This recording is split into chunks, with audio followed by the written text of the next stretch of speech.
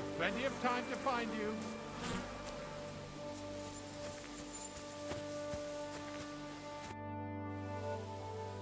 Are you the one they call Straw? Yeah? Why? I know everything. I know you buried Roman's body in the woods. What? How could you? That's not true! It's no use trying to wriggle out of it. I have a witness. Shit. Fuck! I didn't want nothing to do with it, I swear. It's all that girl's fault. Where is Pavlena? I ain't telling you nothing.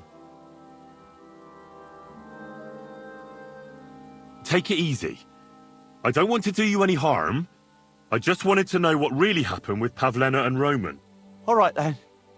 Well, it all began in the tavern. We were boozing with Yakish. He don't go to the tavern much, but when he does, me and my brother go along too. Even though we're just his hired farmhands, he buys us wine. Yeah? Go on. When Yakish got drunk, he started remembering that day when his wife and son died. It happened during childbirth. And to this day, Yakish blames Bozhina, the herb woman, for it. She was the midwife. I don't know if it was really her fault, but anyway, the boy died and she didn't baptize him, even though she had every right to do it. The little fella died unchristened, so his soul is damned for all eternity. That's not right. Actually, children who die unbaptized aren't damned. They go to a place called Limbo. In Latin, limbus infantium. It's a place for souls who haven't sinned, but haven't had original sin washed away by baptism. But they can't be buried in the cemetery, right? No. But enough about that.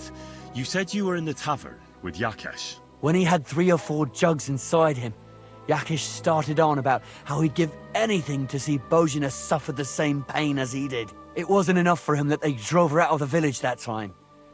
He wanted to pay her back even more. I hope for your own good, this isn't going where I think it's going. No! Listen, my brother Ota, he was always the sly one out of the two of us. He came up with this idea that we'd lie in wait for Pavlena when she came to sell her baskets. I see. Bozhena's daughter for Yakesh's son. No, it wasn't like that. We didn't set out to kill her, just to give her a bit of a hiding and tell her not to come back here again. Then we'd lie to Yakesh that she was dead, and he'd reward us with... well, he's got 2 girls to marry off, and Marusha's a pretty one. But he'd never let either of them marry a hired hand unless I'd done him a worthwhile service. See? Oh, so you two just ambushed that poor girl? Where is she now? Answer! We followed her along the path to the pond, and then we jumped her. Only then her fella turned up, Roman. As soon as he saw us, he charged us like a wounded boar. And he held my brother by the throat and pounded him like a madman.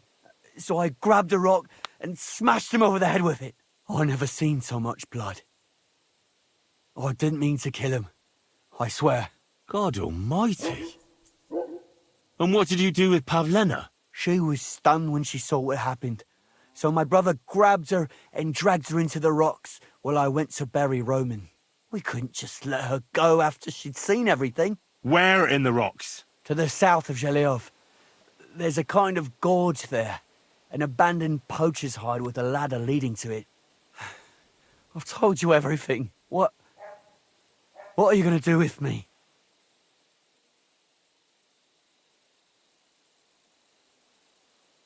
Both of you should be tried justly for what you did.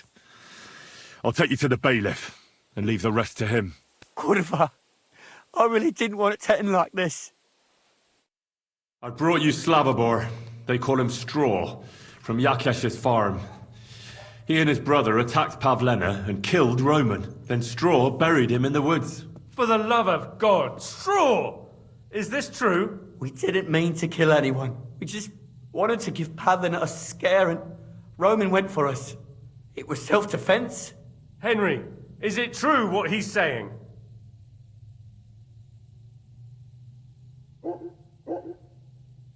Straw killed Roman, but I don't believe he did it with evil intentions. You should be lenient. I'll take your testimony into account. You'll be locked up in the rat house, Straw, until we decide what to do with you. Thanks for bringing him in, Henry. Roman's murder can't go unpunished. You're that thief! Surrender, now!